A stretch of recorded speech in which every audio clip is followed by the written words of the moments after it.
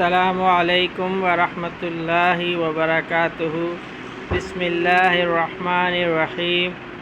آج کی تعلیم حکایت صحابہ رضی اللہ تعالی عنہ چیپٹر نمبر 10 پیج نمبر 153 سے ہے۔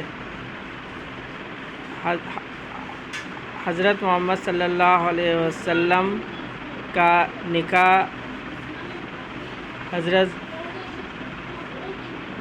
ان کے بعد حضور اقدس صلی اللہ علیہ وسلم کا نکاح زینب بنت جحش رضی اللہ تعالی عنہ سے ہوا۔ یہ حضور اقدس صلی اللہ علیہ وسلم کی پھوپھی ذات بہن ہیں۔ ان کا پہلا نکاح حضور صلی اللہ علیہ وسلم نے اپنے متبنہ حضرت زید بن حارثہ رضی اللہ تعالیٰ عنہ سے کیا تھا۔ ان کے طلاق دینے کے بعد اللہ جل شانہ نے خود ان کا نکاح حضور صلی اللہ علیہ وسلم سے کر دیا، جس کا قصہ سورہ احزاب میں بھی ہے۔ اس وقت ان کی عمر 35 سال کی تھی۔ مشہور قول کے موافق ذی-القعدہ سن 5 ہجری میں نکاح ہوا، اور بعض نے 3 ہجری میں لکھا ہے، مگر صحیح 5 ہجری ہے، اور اس حساب سے نبوت سے گویا 17 سال قبل ان کی پیدائش ہوئی۔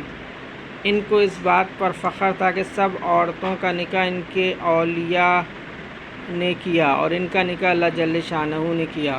حضرت زید رضی اللہ تعالی عنہ نے جب ان کو طلاق دی اور عدت پوری ہو گئی تو حضور صلی اللہ علیہ وسلم نے ان کے پاس پیام بھیجا۔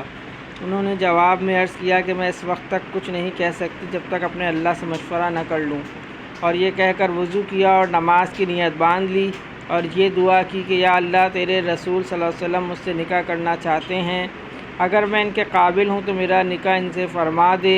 ادھر حضور صلی اللہ علیہ وسلم پر قرآن شریف کی آیت نازل ہوئی تو حضور صلی اللہ علیہ وسلم نے خوشخبری بھیجی۔ حضرت زینب رضی اللہ تعالی عنہا خوشی کی وجہ سے سجدے میں گر گئیں۔ حضور اقدس صلی اللہ علیہ وسلم نے ان کے نکاح کا ولیمہ بھی بڑی شان سے کیا، بکری ذبح کی اور گوشت روٹی کی دعوت فرمائی۔ ایک جماعت کو بلایا جاتا تھا، اور جب وہ فارغ ہو جاتی تو دوسری جماعت اس طرح بلائی جاتی تھی، حتیٰ کہ سب ہی لوگوں نے پیٹ بھر کر کھایا۔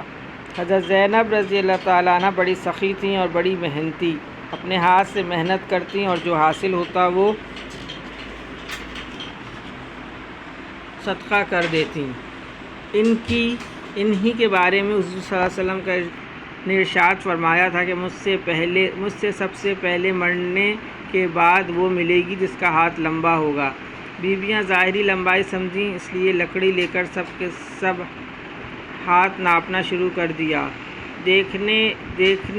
دیکھنے میں حضرت سودا رضی اللہ تعالیٰ عنہ کا ہاتھ سب سے لمبا ملا، مگر جب حضرت زینب رضی اللہ تعالیٰ عنہ کا انتقال سب سے پہلے ہوا، جب سمجھیں کہ ہاتھ کی لمبائی سے مراد صدقے کی کثرت تھی۔ روزے بھی بہت زیادہ رکھتی تھیں۔ سن 20 ہجری میں انتقال فرمایا۔ حضرت عمر رضی اللہ تعالیٰ عنہ نے نماز جنازہ پڑھائی۔ 50 برس کی عمر تھی۔ ان کا قصہ اسی باب کے نمبر 10 پر بھی گزرا ہے۔ ان کے بعد آپ صلی اللہ علیہ وسلم کا نکاح حضرت جویریہ رضی اللہ تعالی عنہ بنت الحارث بن ابی زرار سے ہوا۔ یہ غزوہ مریسہ میں قید ہو کر آئی تھیں، اور غنیمت میں حضرت ثابت بن قیس کے حصے رضی اللہ تعالیٰ عنہ کے حصے میں آئیں۔ قید ہونے سے پہلے مصافح بن صفوان کے نکاح میں تھیں۔ حضرت ثابت رضی اللہ تعالیٰ عنہ نے ان کو 9 اوقیہ سونے پر مکاتب کر دیا۔ مکاتب اس غلام یا باندی کو کہتے ہیں جس سے یہ مقرر کر لیا جاوے کہ اتنا دام اگر دے دو تو تم آزاد۔ ایک اوقیہ 40 درہم کا ہوتا ہے، اور ایک درہم تقریباً 3.5 آنے کا۔ اس حساب سے 9 اوقیہ کی قیمت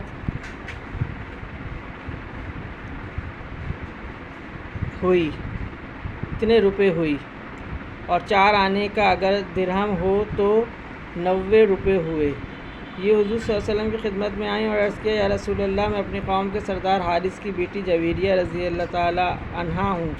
جو مصیبت مجھ پر نازل ہوئی آپ کو معلوم ہے۔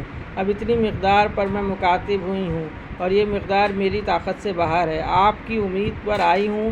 حضور صلی اللہ علیہ وسلم نے فرمایا، میں تجھے اس سے بہتر راستہ بتاؤں کہ تجھے مال ادا کر کے آزاد کرا دوں اور تجھ سے نکاح کر لوں؟ ان کے لیے اس سے بہتر کیا تھا؟ بخوشی منظور کر لیا، اور سن 5 ہجری میں مشہور قول کے موافق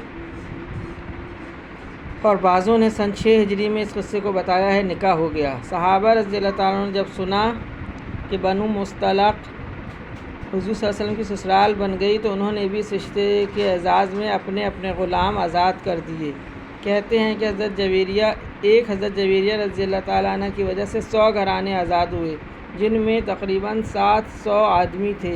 اس قسم کی مصلحتیں حضور صلی اللہ علیہ وسلم کے ان سب نکاحوں میں تھیں۔ حضرت جویریہ رضی اللہ تعالیٰ عنہ نہایت حسین تھیں، چہرے پر ملاحت تھی۔ کہتے ہیں کہ جو نگاہ پڑ جاتی اٹھتی نہ تھی۔ حضرت جویریہ رضی اللہ تعالیٰ عنہ نے اس لڑائی سے 3 دن پہلے ایک خواب دیکھا تھا کہ یثرب سے ایک چاند چلا اور میری گود میں آ گیا۔ کہتی ہیں کہ جب میں قید ہوئی تو مجھے اپنے خواب کی تعبیر کی امید بندھی۔ اس وقت ان کی عمر 20 سال کی تھی اور ربیع الاول سن 50 ہجری میں صحیح قول کے موافق 65 برس کی عمر میں مدینہ طیبہ میں انتقال فرمایا، اور بعضوں نے ان کا انتقال سن 56 ہجری میں 70 برس کی عمر میں لکھا ہے۔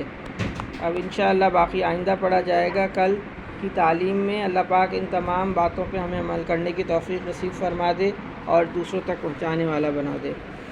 اللہم صلی علی محمد وعلی آل محمد، اللہم اعنی علی ذکرک و شکرک و حسن عبادتک، اللہم حاسبنی حسابا یسیرا، سبحان ربک رب العزت عما یصفون وسلام علی المرسلین والحمد للہ رب العالمین، آمین برحمتک یا ارحم الراحمین۔